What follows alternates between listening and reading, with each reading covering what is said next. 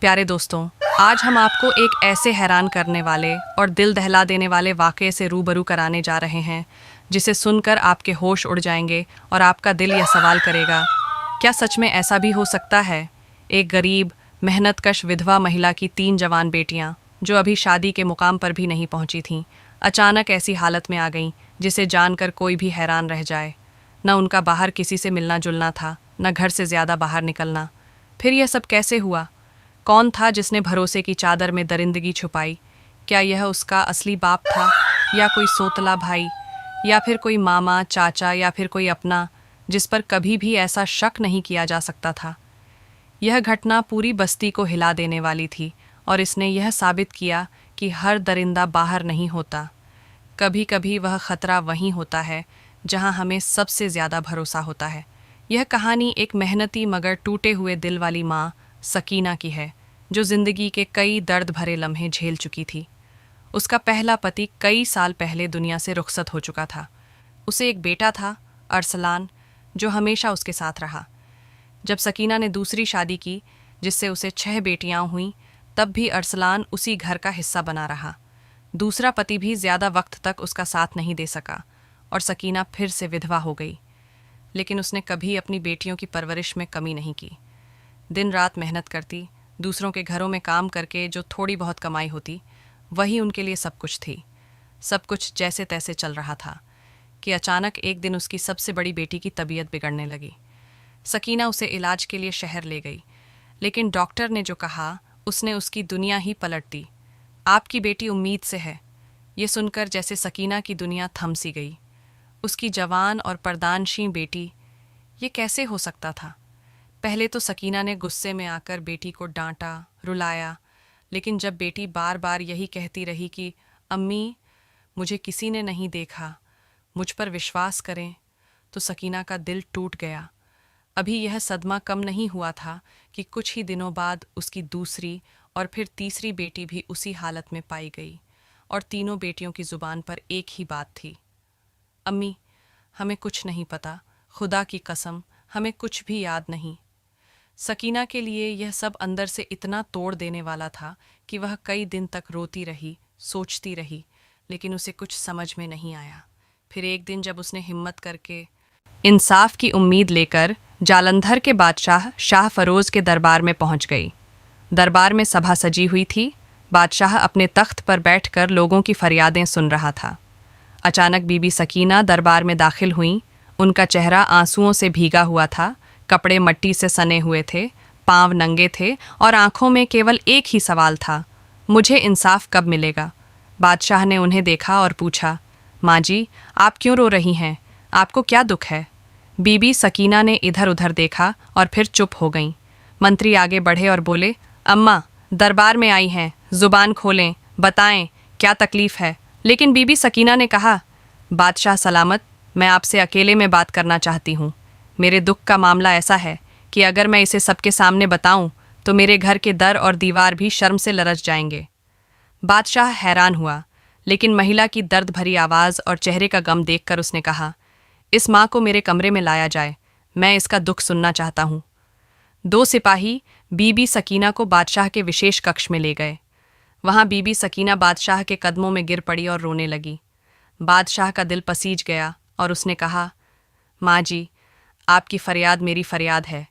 जो कुछ हुआ है सच सच मुझे बताएं। अगर मेरी सल्तनत में कोई दरिंदा छुपा बैठा है तो मैं उसे निकालकर इबरत का निशाना बना दूंगा। बीबी सकीना ने कांपते हुए कहना शुरू किया, बादशाह सलामत, मैं एक बेवा महिला हूँ। मेरे पहले पति का निधन कई साल पहले हो चुका था। उससे मेरा एक बेटा था जो अब मेरे साथ ही रहता है। बाद में मेरी दूसरी शादी हुई और उस शौहर से मुझे 6 बेटियां हुईं, लेकिन वह भी ज़्यादा दिनों तक जिंदा न रह सका और मैं फिर से बेवा हो गई। अब मेरे 6 बच्चों की परवरिश का बोझ मेरे कंधों पर आ पड़ा। बादशाह सलामत, मैं दिन भर लोगों के घरों में झाड़ू पोछा करती हूँ, बर्तन मांजती हूँ और जो थोड़ा बहुत खाना या चंद सिक्के मिलते हैं उसी से बच्चों का पेट पालती हूँ। मेरी बेटियाँ बहुत शरीफ, पर्दे में रहने वाली और बापर्दा हैं। कभी अकेली बाहर नहीं गईं, सिर पर हमेशा दुपट्टा होता है और आंखें झुकी रहती हैं। हमारी जिंदगी जैसे तैसे गुजर रही थी जब एक दिन मेरी सबसे बड़ी बेटी की तबीयत खराब हो गई। वह कमज़ोर रहने लगी, चक्कर आने लगे, उल्टियाँ होने लगीं। मैंने उसे शहर के डॉक्टर के पास ले गई। डॉक्टर ने देखने के बाद कहा, आपकी बेटी उम्मीद से है। यह सुनकर बीबी सकीना की आवाज़ कांपने लगी और आंखों से आंसू बहने लगे। बादशाह सलामत, मेरे कदमों के नीचे से ज़मीन खिसक गई। मेरी बेटी की तो अभी शादी भी नहीं हुई थी, ये कैसे हो सकता था। मैंने उसे घर ले आया, गुस्से में आकर उसे मारा, थप्पड़ मारे, पूछा किसके साथ ऐसा किया। मगर मेरी बेटी बस रोती रही और मेरे कदमों में गिरकर कहने लगी, अम्मी, मुझे नहीं मालूम, खुदा की कसम, मैंने कभी किसी को देखा भी नहीं, बात तक नहीं की, मैं तो कभी अकेली बाहर भी नहीं गई, मुझे नहीं पता यह सब कैसे हुआ। बादशाह सलामत, वह मेरी बेटी है, मैंने उसे पाला, सिखाया, उसकी आंखों में झूठ पहचान सकती हूँ और मैं जान गई कि वह सच बोल रही है। हम चुपचाप बैठ गए, उसका बच्चा हुआ और हमने उसे भी सीने से लगा लिया। लेकिन कुछ महीनों बाद मेरी दूसरी बेटी की तबीयत भी बिगड़ने लगी। उसे भी उसी डॉक्टर के पास ले गई और फिर वही खबर मिली, आपकी बेटी उम्मीद से है। मेरा दिल बैठ गया, हाथ पांव ठंडे पड़ गए। ये सब कौन कर रहा है? कैसे? कब? हमारे घर पर तो कोई आता जाता नहीं, मेरी बेटियां कभी बाहर नहीं निकलती, हमारे दरवाजे पर भी कोई दस्तक नहीं देता। और बादशाह सलामत, जैसे यह काफ़ी नहीं था, कुछ दिन बाद मेरी तीसरी बेटी की तबीयत खराब हो गई और वह भी उम्मीद से निकली। मैंने सब्र किया, चुपचाप अल्लाह से फरियाद की, या अल्लाह मुझे बता दे यह सब कौन कर रहा है। मगर सच छुपाने वाले का कोई निशान न मिला। अब मेरे सब्र का पैमाना लबरेज हो चुका है।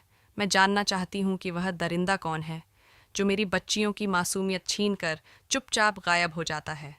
मुझे इंसाफ चाहिए, बादशाह सलामत, मुझे इंसाफ चाहिए। यह कहकर बीबी सकीना बादशाह के कदमों में गिर गई और दरबार में खामोशी छा गई। बादशाह शाह फिरोज का चेहरा सख्त हो गया। उसने फैसला कर लिया कि अब यह सिर्फ एक माँ का मसला नहीं, बल्कि पूरी सल्तनत का सवाल बन चुका है। बीबी सकीना की बातें सुनकर दरबार में सन्नाटा छा गया। बादशाह शाह फिरोज अपनी जगह से उठा और गहरी सांस लेकर बोला, अम्मा, तुम अब आकर बोली हो जब 3 बेटियों की जिंदगियां बर्बाद हो चुकीं। तुम्हें तो उस वक्त आना चाहिए था जब पहली बेटी उम्मीद से हुई थी। अगर तुम तब मुझे बता देती तो शायद बाकी दोनों बेटियों को यह दिन नहीं देखना पड़ता। लेकिन यह भी सच है कि तुम जैसे गरीब लोग बदनामी के डर से सच को छुपाए रखते हो, अपनी बेटियों की इज्जत बचाने के लिए खुद जहर पी लेते हो, और जब यह जहर अंदर से काटने लगता है तो तुम चीखने पर मजबूर हो जाते हो। अम्मा, तुम भी उन्हीं में से हो जो देर से आती हैं लेकिन फिर भी आ जाती हैं। बीबी सकीना ने शर्मिंदगी से अपनी नज़रें झुका लीं। आंसू बहते हुए वह बोली, बादशाह सलामत, आप ठीक कह रहे हैं, मुझे पहले आना चाहिए था, लेकिन अब जो हो चुका सो हो चुका।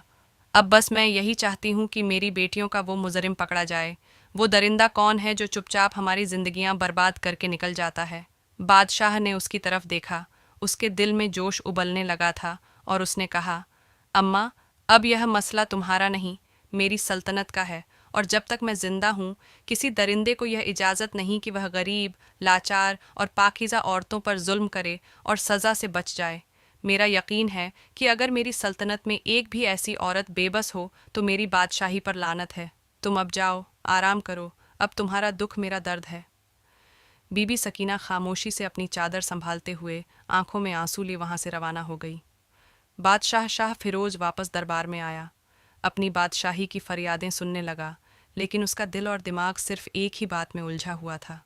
आखिर वह कौन है जो दिन के उजाले में फरिश्ता बनकर आता है और रात के अंधेरे में दरिंदा बनकर एक माँ की 3 बेटियों की इज्जत लूट लेता है। बादशाह अपने कमरे में गया और फौरन वज़ीर जालम को बुलाया। वज़ीर अंदर आया और बादशाह के चेहरे पर परेशानी के गहरे साए देखकर पूछा, बादशाह सलामत, वो कौन सी बात है जो आपको इतनी तकलीफ़ दे रही है?